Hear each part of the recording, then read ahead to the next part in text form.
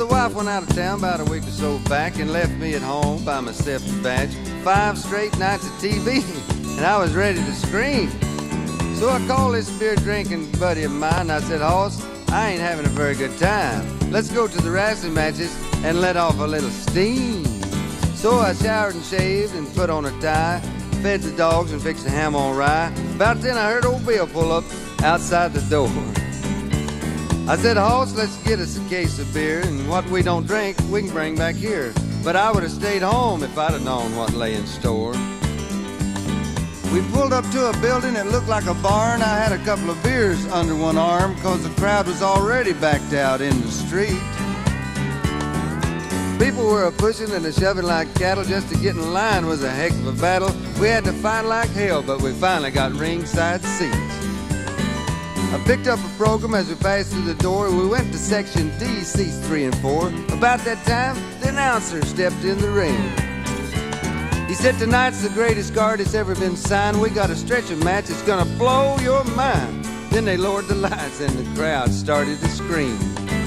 He introduced a spider from parts unknown with his trusty partner, the Blue Cyclone. They were taking on a team that never had been beat.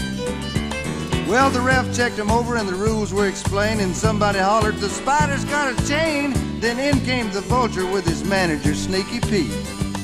Then they rang the bell and all heck broke loose. My legs were shaking like a rubber goose. I'd never seen anything like this, not even in the war. The Cyclone put the Vulture in an airplane spin and body slammed him, and he did it again, and I swear I didn't see how that cat could take much more. There was a little old lady sitting next to me. If she was a day, she was 83, but she raised more hell than any man I ever seen.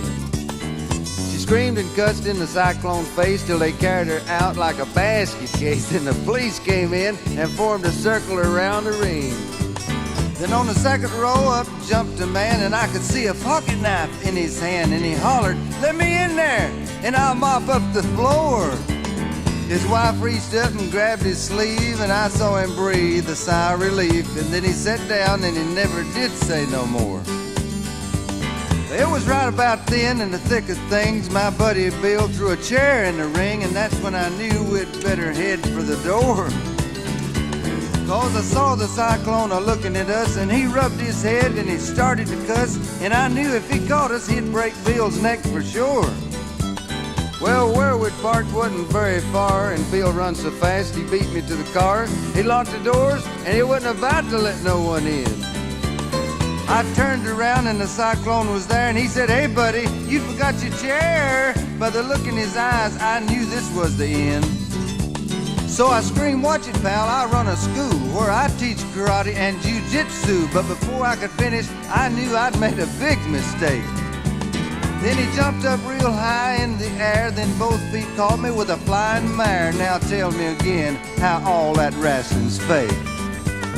Then he body slammed me 2 or 3 times, then he put his arms around me from behind, then he pile drive me right on that hard concrete. He broke both my arms and 3 of my ribs. It's the closest I've come to being killed, and that's the last thing I remember before he put me to sleep. Well, I'll tell you one thing from now on. I'll watch the wrestling matches at home, sipping on a beer in front of my own TV. And if the wife and kids ever leave again, I'm gonna stay away from all my friends, cause the only friend I can really trust is me. Doctor, doctor. Oh, there comes that nurse with that big needle.